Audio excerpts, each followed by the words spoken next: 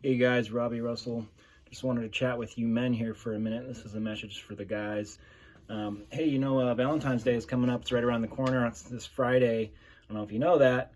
Um, and the truth is, I don't really like to celebrate the whole Hallmark holiday type thing. Um, I'd like to celebrate my wife every day if I can. And please let me tell you, I am no pro. I am not a professional at love by any means, but I have learned a couple of things. A lot of my experience is based on failing a lot, unfortunately, and with that comes evaluated experience of just understanding my wife some more. I want to get a PhD in my wife and understand her love languages. And guys, your wives have a love language. You have a love language, and in fact, you probably share a combination of a couple of love languages. And if you haven't spent any time just experimenting with what love languages and those kinds of things, it can be super useful for your relationship and to really improve and grow your marriage. Um, just thinking about Valentine's Day and the love holiday, hoping that maybe I can help you get a win. They say that's the thought that counts, and in all reality, we judge people by their actions, and we tend to judge ourselves by our intentions, but intentions never really got anybody anywhere. And the thought that counts to me is just kind of a cop out. So let's just do something about it. So let's get into it.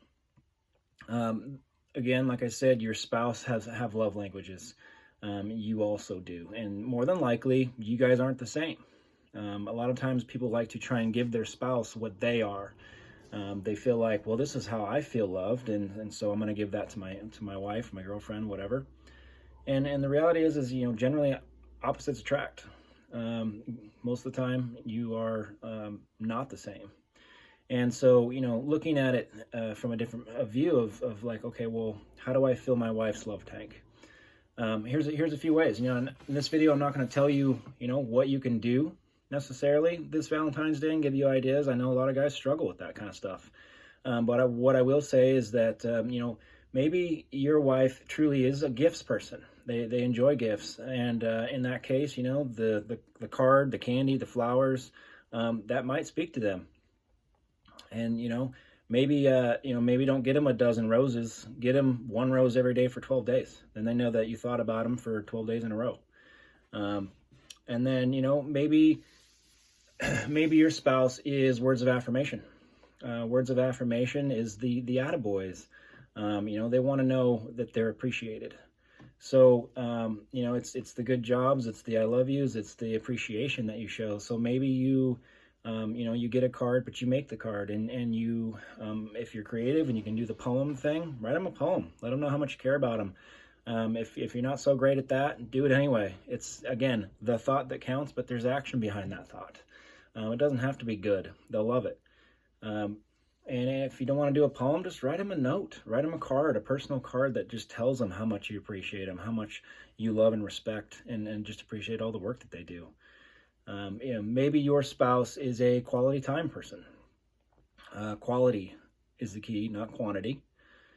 Quality could be in 15 minutes, or it could be in 5 hours. It doesn't really matter. The point is that it's quality time together. And that could look like just a walk in the park. That could look like a dinner and a movie.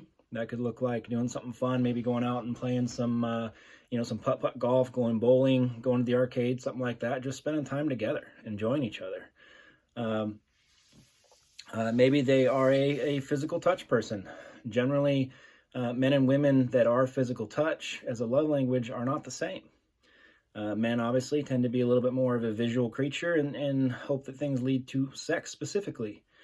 And though there are women like that, physical touch for women can be different. Maybe that's just hand-holding. Maybe it's cuddling. Maybe it's, it's okay to stop at the hug sometimes, guys. Physical touch to them could be completely different than it is to you. So, talk about those things and figure out what that looks like. And then finally, they could also be acts of service, which I think a lot of women are. Acts of service meaning, the card and the candy and the that kind of thing, and the flowers may not speak to them. That's a traditional thing to do on Valentine's Day. Although I'm sure they appreciate it. If they're an acts of service person, they want you to do something for them. You know, they want you to take stuff off their plate, maybe clean the house, clean their car. My wife loves it when I vacuum out her car for her. Um, you know, take some weight off their shoulders. Maybe that means you get dinner ready. Maybe that means you take care of the kids, and you know, maybe you're already super good at all that stuff. But the reality is here, guys, is that these are things you can do every day to fill up that love tank, because you're going to have to make a withdrawal at some point. So as you put in these little deposits over and over again and build that up and fill up that tank, next time you screw up, you're going to have the ability to make a withdrawal. If the love tank's empty, you're going into debt. So guys, have a happy Valentine's Day. And you know what? Practice these things on other days too. I hope you guys get a win and just enjoy your spouse, love each other, and just be kind.